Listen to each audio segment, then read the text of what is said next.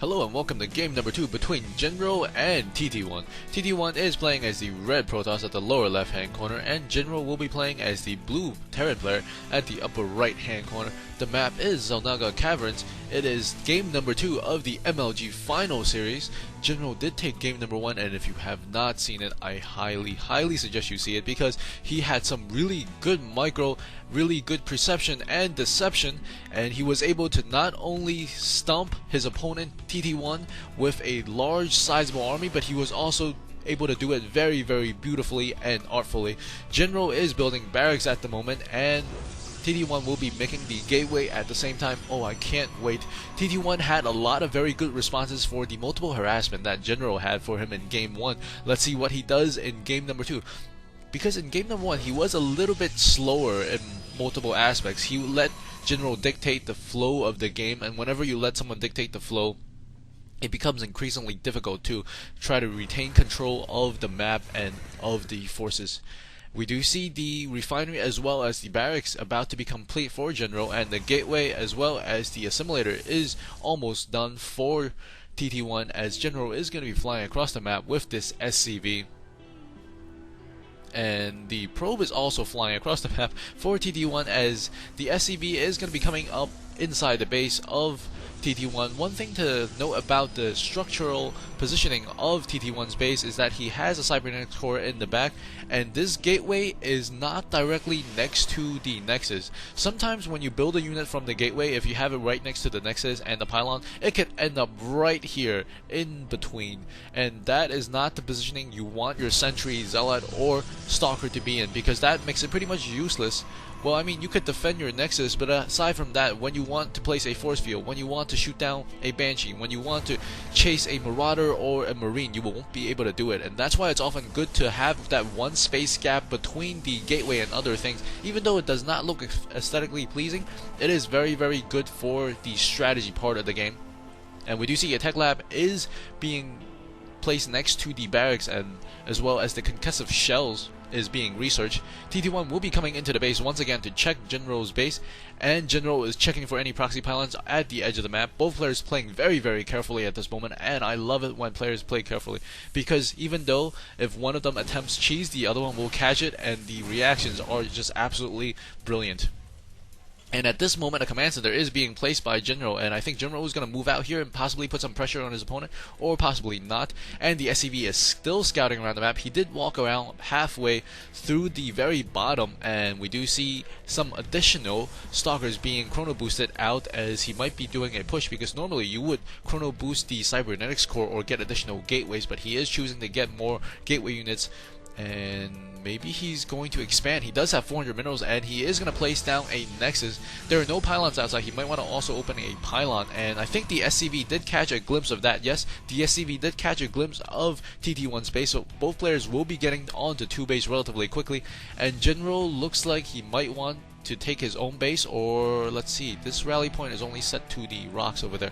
I thought he was about to attack, but Stempak is being researched from the tech lab, and additional 2 sets of barracks are going up for Jinro at the moment, and yes, it does look like he's going to start destroying the destructible rocks at the middle, already thinking ahead and not knowing that his opponent is probably not going to attack with the nexus down. But of course, you can always place down a nexus and then cancel it if you know your opponent has seen it. I'm not sure if TT1 has seen the SCV that scouted the nexus for Jinro, and this is 4 gates on 1 pylon, it looks like. Well, this pylon does power 1 gateway and maybe a half. I'm not sure if it powers the rest, but that is not very good pylon positioning. If there is a drop that comes inside the base with a medevac, he could be really crippled if all those gateways become unpowered. And a probe is running around the map, checking the edges of the map. Very careful play from both players. Absolutely superb so far. If we take a look at the army count right now, 43 to 44, almost exactly the same. And that is the kind of stuff you want to see. And there is going to be TT1's probe is going to come inside, whereas the infantry unit is caught a little bit out of position. He will be able to get inside and see what he wants to see. And from his vision, he will be able to tell that there is multiple barracks, and he will basically see all the building structures of Jinro as he's trying to survive, trying to dodge a couple couple of hits. Oh, it looks like he actually gave up at the end there, as there were no more rally points set. And this SCV was checking the very top of the map for any hidden pylons as well. Just very, very careful play from both these players, as both of them realize how important it is to win a title and how cool it would be to be called the champion of the MLG Dallas. And there are only still 4 gateways at the moment. A second gas is coming online, but Liquid Jinro already has his second gas and had it for a while. If we take a look at the income tab, both players are relatively same in terms of minerals. Actually,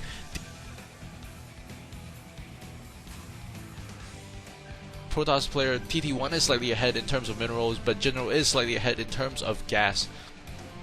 TT1 grabbing his own watchtower, getting sight of about half the map, and the third assimilator is going to come here, so he will be able to catch up a little bit as he is on 3rd gas, whereas his opponent is only on 2 gas at the moment.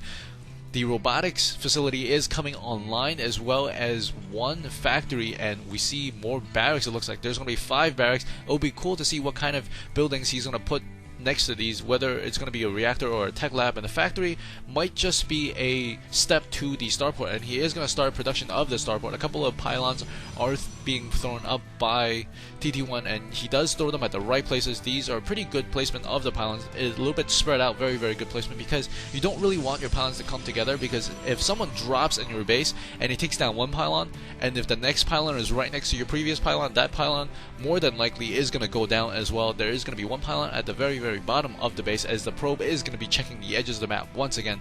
Both players holding their own watchtower, and we see a Ghost Academy coming up. Ghost Academy is extremely crucial against Protoss players. I would always tend to get a Ghost Academy if I can survive the first couple of minutes of the game, because it is that important. It's an instant depletion of the shield, and TT1 has already seen that the destructible rocks for Jinro has been taken down, and now we will see the robotics bay along with a chrono boost of an immortal on the robotics facility, and there's going to be 1 pylon at the 3 o'clock position, 1 at the 6 o'clock position almost, and this other probe is also flying across the map. This is very, very good scouting for both players.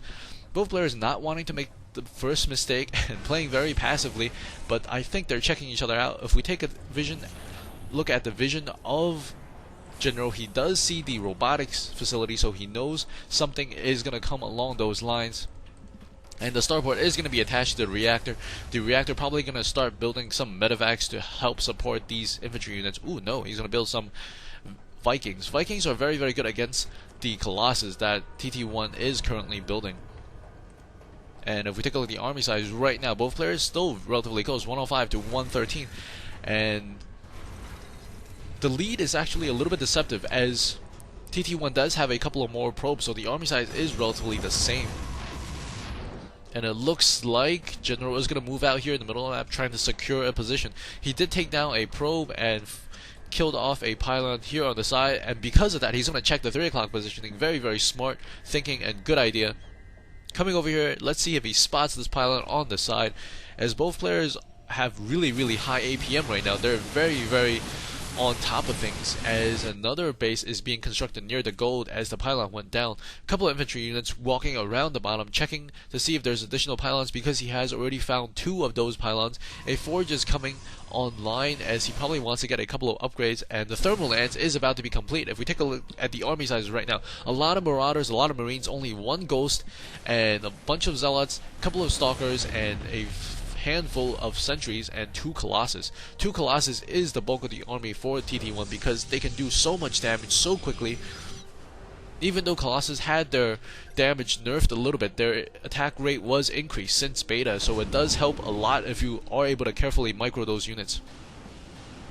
And it looks like he picked up a bunch of units, and he's trying to get the right mix into it. He wants to get 2 marauders and 4 marines, potentially going for a drop here. A scan goes off right on top of all the units of TT1. Very, very good timing there, and we might see a drop on the side as this medevac is flying over to the left hand side, if you can see on your minimap. If at the moment the +1 attack is being researched, and we might see an engagement here. A drop is going to be occurring inside the base, and you will be able to see that at the lower right hand side of the screen. And we see a couple of very, very good force fields as he's forcing them to engage, and those colossus absolutely wreak havoc on a lot of the Marines and Marauders as we follow the action in the main screen. You can check out the base action on the lower right hand side of the screen, and the Stalkers are shooting over here, and the main army is a little bit flustered. I guess he is being harassed at his own base, and he's going to take down the command center here as well. The units right now, 0-0 upgrades for TT1, and I think 0-0 upgrades for Jinro as well. If we take a look at the army size right now, 129 to 144, TT1 has a substantial advantage after that battle with very, very good force fields, and he's going to come back slightly, and inside the base, he's finally going to start destroying the dropship that came, but the dropship does pick up pretty much everything except for one Marine, so that was a pretty effective dropship, or at least he prevented a lot of them from dying. At the moment, TT1 is supply block, and he left one Colossus in the middle of the map. Oh no! And the Colossus is running for it, but I think he should have just taken a couple of shots at the infantry because he's not going to be able to run away from the Vikings. And the medevacs are going to be healing the Vikings, the infantry units on the floor. A couple of... As we see, Jinro is moving through the middle of the map. TT1 is going to be a little bit out of position, but he does see it with a couple of lines that he placed next to the nexus that he wants to get.